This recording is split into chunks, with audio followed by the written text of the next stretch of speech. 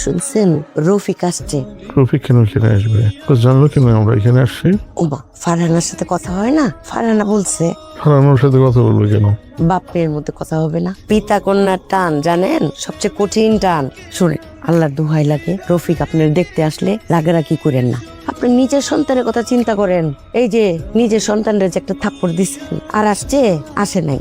আর রফিক কতবার কইরা আসলো, 1000 বার আপনার কাছে হাত জোর করে মাপ চাইলো, আপনি মাপ করলেন না। রফিক যতবার মাপ চাইছে আল্লাহ ক্ষমা করে দিত। আপনি তো মানুষই, বুঝছেন? মনে থাকবো। আসলে তোমরাই ঠিক, কত সুন্দর করে সবকিছু মানায় নিতে পারো, আমি সবকিছু মানাইতে পারি না। আপনি ভালো লোক দেখাই আপনার অভিমান বেশি। ঠিক আছে, আপনি থাক। সিলটা আমরা পেলাম না কেন? ম্যাডাম ওয়ার্কার একটা ফাদার কোম্পানি পেয়েছে। হোয়াট? এই কোম্পানি আপনাদের কোম্পানি থেকে যতগুলো ডিল হয়েছে প্রত্যেকটা ফাস্ট অফ করেছে।